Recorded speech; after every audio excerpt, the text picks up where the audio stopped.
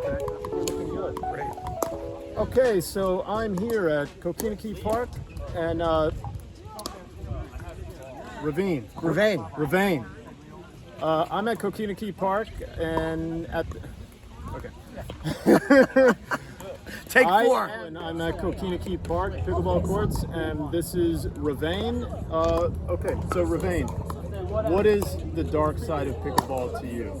Well, the dark side is probably a combination of a couple of things. One, it's my own ego, which tends to get in the way in terms of being competitive.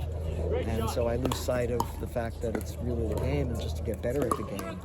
And so some of that is my own doing, and I need to work on that. The other dark side really isn't that dark because 99% of the people that are here are really wanting to play with each other. Liar. Go on. Okay, how about 90%? Okay, fine. I'm trying to be nice.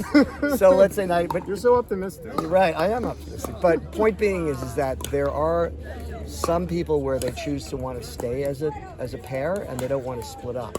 And if they're quite good, they end up sort of just always continually playing, and you're always playing against the same two. So that sometimes becomes an issue, and it's hard to deal with it, but you just sort of accept it. And basically what I've done is I just choose to play some other people, and that's my way of not getting upset about it. But otherwise, some of the dark side might be that sometimes beginner people sort of want to mix with intermediate people. And on some level I can relate to it because we were all beginners at one point. But on another level, it's nice that you sort of have to sort of stay with what you do and how well you are. And then as you continue to progress and get better, you could then, go to intermediate and go for me to go, like I'm intermediate. So I can relate to the fact that when I'm playing advanced people, they're kind of like, okay, we're great, thanks, onward. So yes, I can relate to the whole point of it all. But overall, it's been a great game. It's actually from my state. I'm from Washington State. Well, I lived there the longest. And it's just a great way to socialize. And it's I think the reason why it's really popular is because it's easy to learn. So for people that were playing something else before, the fact that you could pick up a game and in 2-3 months get half decent at it is pretty amazing. So that's my 2 cents. So how long have you been playing pickleball now? I've been playing, let's see, what are we in, March? I've been playing a little under a year. Wow, and you're at intermediate level already. Yeah. Do you do drilling or lessons or anything? I did a couple of drills, and that was helpful. But what was also helpful was I was playing with the same set of people. Where we would have just 4 and we would go. And because we also went to the drill, we would be able to know how to drill. So that was really helpful in terms of just all taking a class with one person, then the next day, or even after that class, then playing. So it was a quicker learning curve, in essence. And did you take coaching lessons with a certified coach or a pro, or how did that work, or a clinic? Who did the lessons for you, drills? Well, there was a woman named Megan. I don't know her last name, and there was a gentleman named Nate. And so they taught lessons together. Wonderful. And then for a period we took lessons, the 4 of us took lessons with Nate. I think Megan might have left town or something like that. I'd say probably maybe 5 or 6 lessons is what I've done in terms of clinics. And it was really helpful, and yeah. Yeah, so they were really good coaches and you got a lot out of it. They're great coaches. I mean, ultimately, I think just taking a lesson with somebody that's way better than you, that obviously can convey what they're trying to explain so that you could learn from it, is what helps a lot. Awesome. So that's all the dark side you got. You don't got any skeletons in the closet when it comes to pickleball. Anything else? You got an addiction? What are you playing, like 12 hours a day? No. You sleep with your paddle? What's up? I'm not that nuts. There are people like that. You're right. Not yet. Yeah, not yet, exactly. Actually, I was playing 3 to 4 times a week, and probably because of my age or whatever, I found that actually playing 2 to 3 times a week, actually I was better at my game.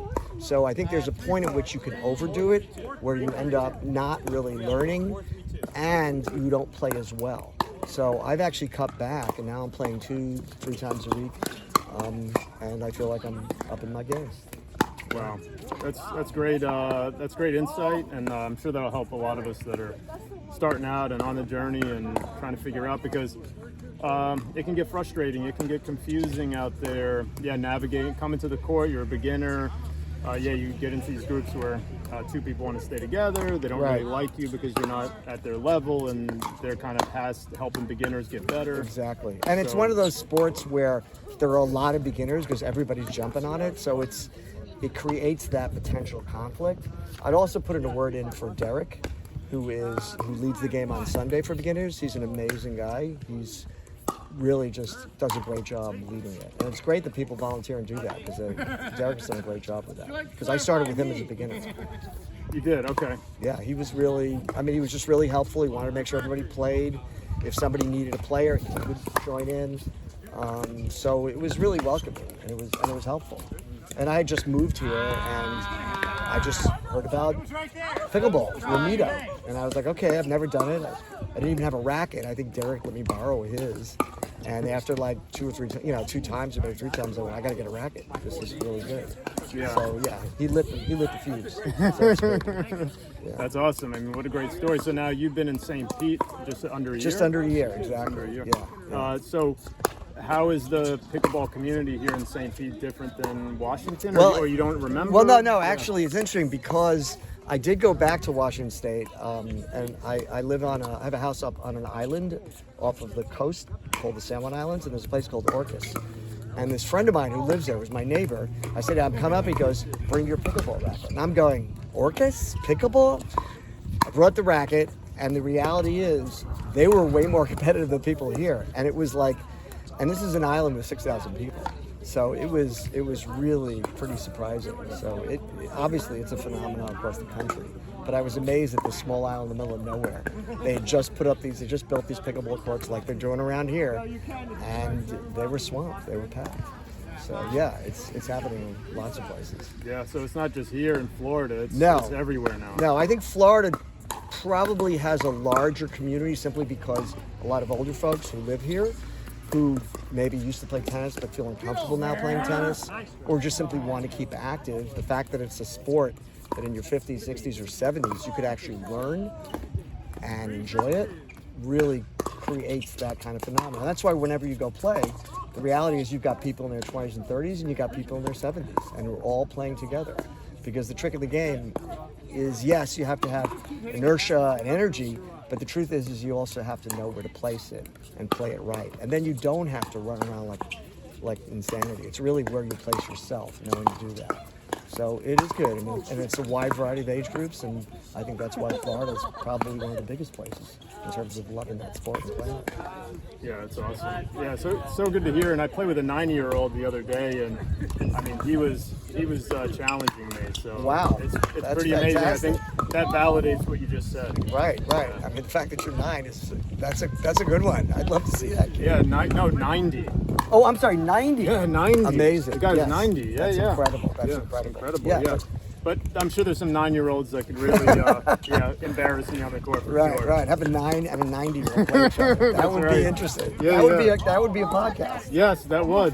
We got to make that happen. Absolutely. So, is anybody, in terms of the dark side of pickleball, there's some people out there that might try to attack you if you call the paddle a racket. Have you experienced this before? No, I haven't. That's No. Fortunately, I haven't met people like that. Nobody came to the car and tackled you or any of that after you set it on the court and. Well, not yet. I mean, I'm leaving right now, so who knows? But no, it hasn't happened, and I would be pretty shocked if it ever did. So no. I hope not. That was a joke. Yeah, I got it. It was terrible. I'm sorry. That's okay.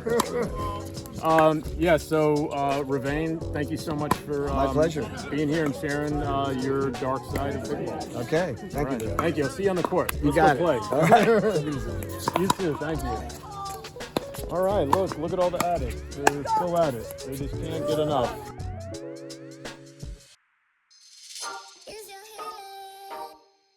Is your